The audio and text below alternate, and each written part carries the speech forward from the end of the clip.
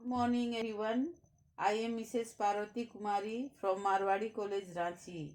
आइए first year के विद्यार्थियों के लिए आज हम चैप्टर 7 में धर्म युद्ध के बारे में पढ़ेंगे, जिसमें धर्म युद्ध का कारण मैं लिखा चुकी हूँ।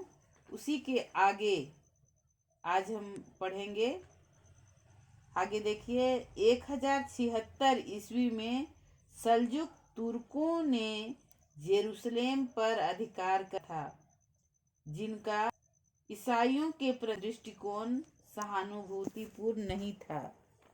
वे ईसाइयों को कठोर यातनाएं देते थे और जब तब उनका आर्थिक शोषण करते थे। जेरूसलेम से लौटकर जाने वाले तीर्थयात्री तुर्कों की क्रूरता एवं निर्दयता की कहानियाँ सुना सुनाकर यूरोपीय देशों के ईसाइयों में उत्तेजना उत्पन्न करते रहते थे। धर्म युद्धों का एक अन्य महत्वपूर्ण कारण तुर्कों का पूर्वी यूरोप की तरफ विस्तार था। 1071 ईस्वी में तुर्कों ने वाइजेंटाइन साम्राज्य की सेना को पराजित कर उसके अनेक नगरों पर अधिकार कर लिया था, किंतु 1092 में बगदाद के सल्जुक सुल्तान मलिक शाह की मृत्यु के बाद उत्पन्न होने वाली अराजकता एवं अव्यवस्था के कारण उसका साम्राज्य विघटन की ओर बढ़ने लगा। इसके परिणाम स्वरूप वाइजेंटाइन साम्राज्य एलेक्सियस प्रथम को एशिया माइनर और उत्तरी सीरिया पर अपना पुनः अधिकार करने का सुअवसर प्राप्त हो गया। उसने पश्चिमी यूरोप से सहायता की प्रार्थना की और लगभग संपूर्ण पश्चिमी यूरोप तुर्कों के विरुद्ध युद्ध करने को तैयार हो गया।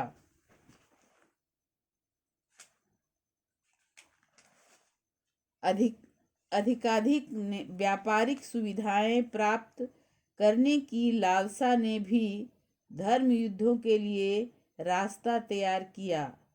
स्पेन से मुस्लिम शासन का अंत होने पर लोगों को अनेक व्यापारिक सुविधाएं मिली थीं, जिनके परिणाम स्वरूप इटली के जेनेवा और वेनिस जैसे व्यापारिक नगर अत्यधिक समृद्धशाली हो गए थे।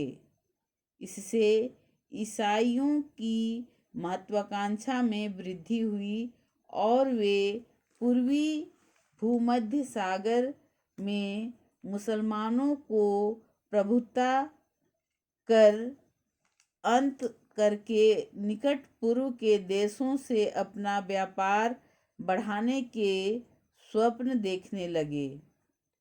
इन सब कारणों ने धर्म युद्धों के लिए रास्ता तैयार कर दिया।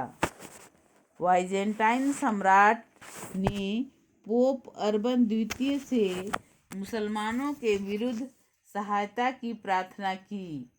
पोप अर्बन द्वितीय के लिए यह ईसाई धर्म की प्रवृत्ति को पुनर्जीवित करने का एक स्वर्णाव था।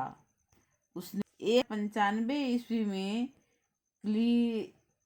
क्लीरमॉन्ट की काउंसिल में वाइजेंटाइन सम्राट के साथ मिलकर पवित्र भूमि को मुक्त कराने के लिए ईश्वर के नाम पर युद्ध करने का आह्वान किया। उसके परिणाम स्वरूप पश्चिमी यूरोपीय देशों के ईसाइयों ने पूर्वी भूमध्य सागर के तटवर्ती मैदानों में मुस्लिम शहरों के विरुद्ध युद्ध लड़ने की पोप ने युद्ध लड़ने की शपथ लेने वालों को समारोह पूर्वक क्रॉस प्रदान करने का आदेश दिया। इस योजना के अंतर्गत अनेक युद्ध लड़े गए, जो बाद में धर्म युद्ध अथवा क्रूसेड के नाम से प्रसिद्ध हुए। राजाओं, राजकुमारों, बिशपों, कुलीनों, संपन्न और विपन्न लोगों, बच्चों, बूढ़ों, स्त्री पुरुषों अथवा क्रूसेड्स के नाम से प्रसिद्ध हुए आदि सभी वर्गों ने धर्म युद्ध में भाग लिया।